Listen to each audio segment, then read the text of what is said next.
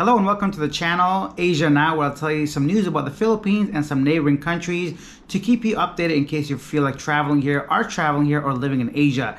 It's Holy Week, so it's Good Friday right now across the country in the Philippines. You might see many rituals, traditions, performances being played out all over social media, maybe in your neighborhood. Of course, these are traditions and practices in commemoration of the Lord's Passion. You'll see these all across the country, and it's meant to be a day of fasting, abstinence, penance, prayer, and almsgiving.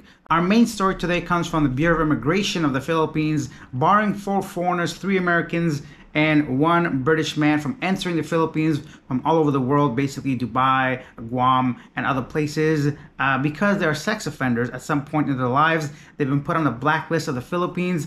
I'll leave the link down below if you want to get into details of what they did and what they've been convicted of. Of course, if you're going to behave that way, you're going to be barred from the Philippines and blacklisted. I'm sure many other countries as well.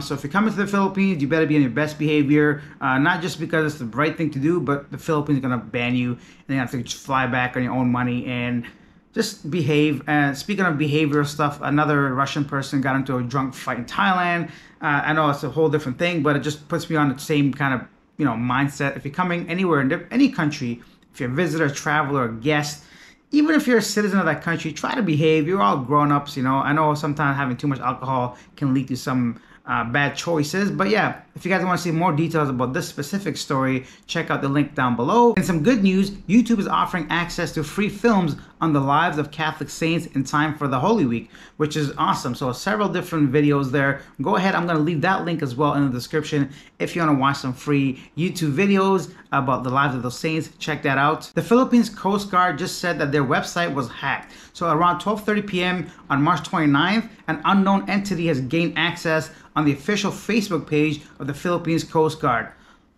I wonder who that could be. Leave your comments down below if you guys have been keeping up to date with Philippines news with a specific country. Let me know your thoughts. Who do you think the culprit might be hacking the Facebook page? Leave your comments down below. I want to know your thoughts. Honestly, there isn't too much else to talk about around the Philippines because it is Holy Week and a lot of people are traveling. They're taking part in religious ceremonies, visiting their family, and the Philippines is a very religious country if you've never been here. So there isn't too much happening, not too much news worth mentioning. I do want to point out the outbreak in Thailand, actually not Thailand, in Laos. So they've had 50 people who have been diagnosed with having anthrax. So of course Laos is bordering Thailand, and the Thai officials and government are a bit worried about that coming into Thailand, obviously, right? So just some news to be aware of in case you're ever planning on traveling north of Thailand, to be careful in case you've been in contact with someone. And I don't even know what anthrax is, but it don't sound good, that's for true. I remember anthrax scare in the US right after, I think,